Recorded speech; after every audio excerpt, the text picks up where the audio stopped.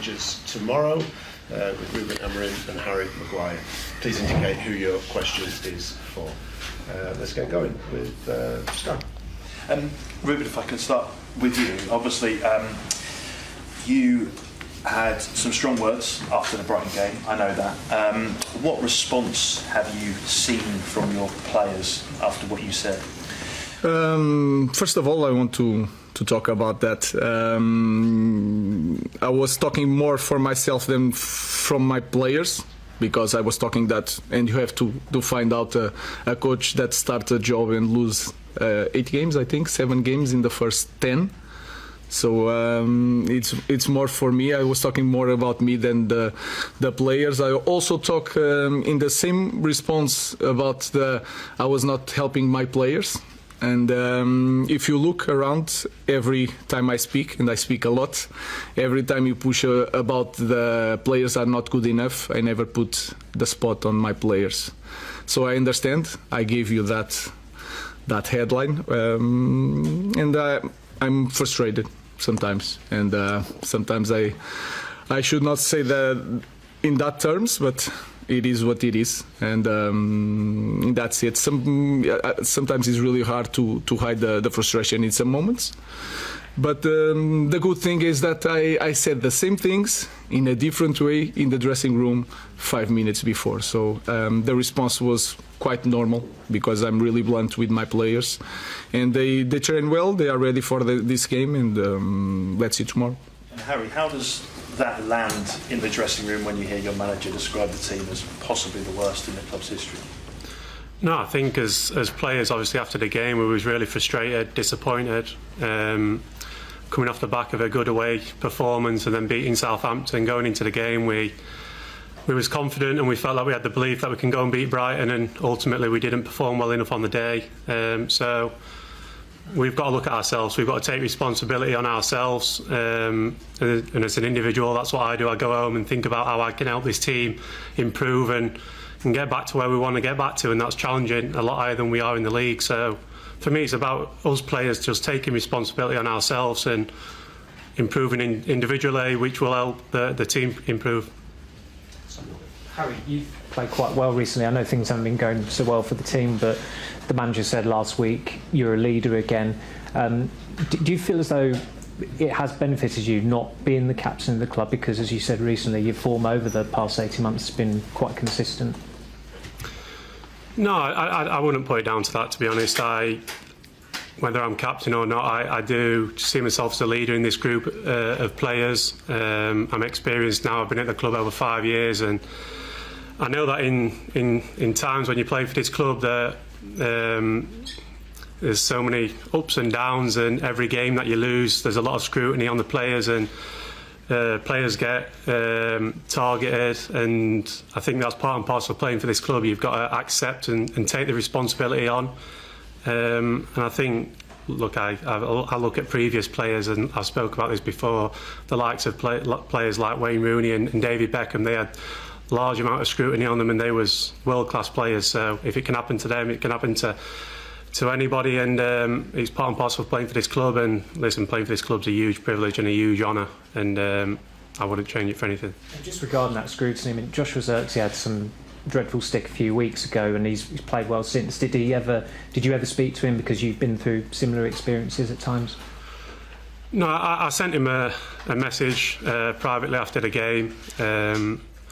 But listen, Josh is a good player. You don't play for this club if you're not a good player. He's got to bring that belief out and that confidence out in himself. And I always say in football, there's always another game, and there's always a next opportunity. And with Josh obviously coming on against Arsenal, he really changed the game for us. And then to score that winning penalty, probably give him a lot of confidence and belief that he belongs at this club. So the fans have been brilliant with him. We have amazing fans, and they stick with us through thick and thin, and when times are tough, they really get behind you and support you. And I felt that, and Josh, I'm sure, would have been feeling that over the recent weeks. But it's not really about individuals, it's more about as a team. We're disappointed as a team.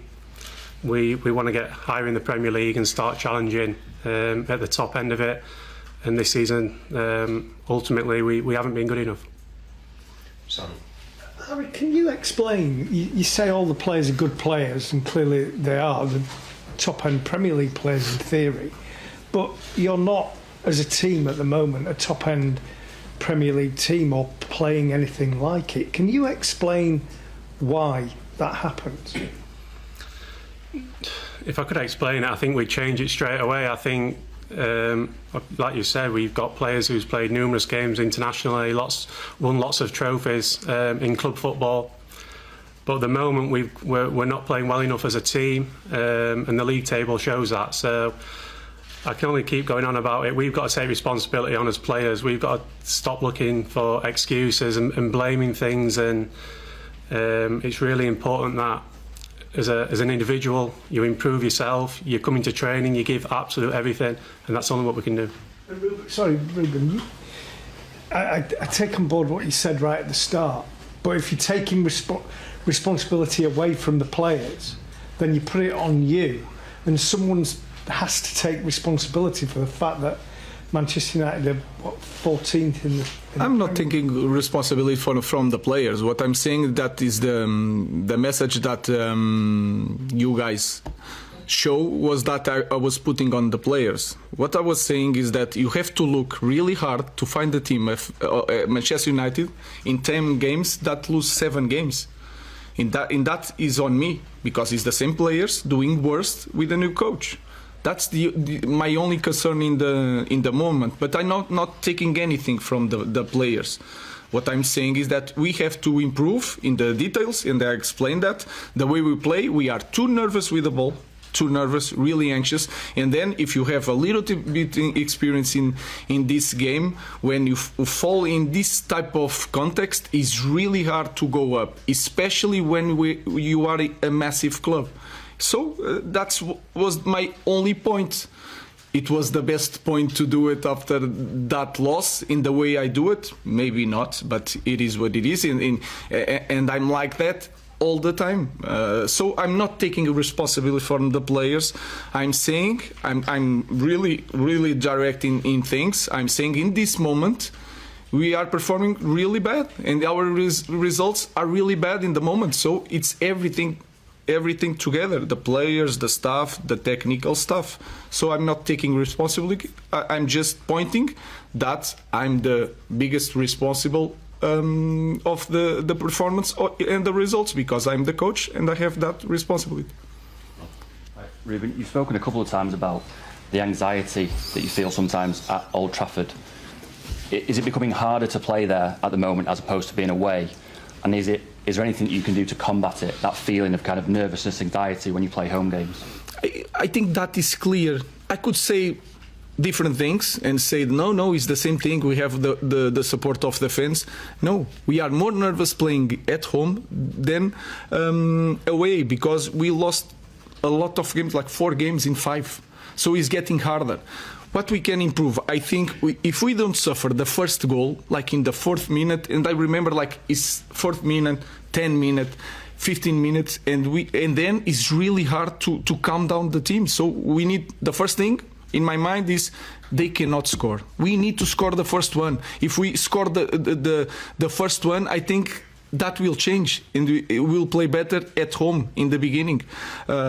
So that's it. I think it's really clear. We are really anxious playing, especially at home, and we are suffering goals, and then it's really hard. So I think it's clear for everybody that is getting harder to play at Old Trafford. Jamie. I think you said previously, a couple of weeks back, there's a storm coming, yes? So it's fair to say you're in the storm, yeah? Can it get any worse for you? You know, for this team, in terms of your position, your performances, the results, can there be thunder and lightning in the storm? I think the most important thing is to think that we can improve right away in the next match, and then it's like that. The football can change like that. We can have a lot of ideas in thinking that it's getting worse for that reason or the other reason. Imagine that tomorrow we don't suffer a goal in the beginning and we score and we play well, and then we go to Fulham and you can win it. That will change even the environment here and everything. So I don't know. What I knew since the first day is that when I arrived and I see it, I understood that changing things, we are going to suffer. For me, it was really clear. But in this moment, I don't want to say that it's going to take a lot of time. It's getting really hard and you guys are here for a long time, and you get lost after loss. Is really hard for everybody, and I know that. Sometimes I show that frustration, but I don't know. We can change that tomorrow. So may I just ask you both this next question, please? You just mentioned it again then, that you're really nervous. As a player, does that help you to hear your head coach say, you and other players are nervous?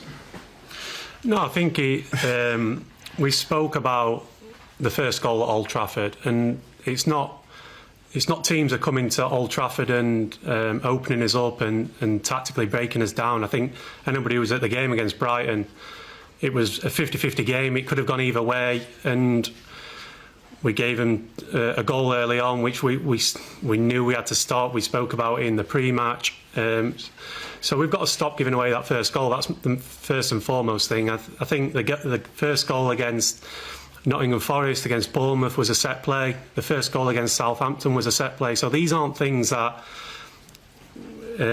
what are tactically a problem. These are things like you've got to go into the game and be focused and mentally ready to go and win a football matches. And football matches are sometimes defined on small margins, and at the moment we're not getting them small margins because we're not mentally focused enough to make sure that they go our way. So we know things can turn, and like the boss has said, tomorrow's an opportunity for our players to go out there, put on a performance and get the win, and then go into Sunday. But yeah, of course, we take each game as it comes, starting with tomorrow, and tomorrow's another opportunity for us to make sure that we move on from Brighton and put things right. I didn't say I was nervous. I said the team was nervous. I was frustrated. Frustrated is different from nervous. And if you say it's good for the players to see the coach frustrated, maybe not. But I didn't say I was nervous. You're saying your players are nervous. We are nervous. Yeah. As a team, because it's always we. Does that help the team to sort of put that thought into their head? No. I'm saying the obviously.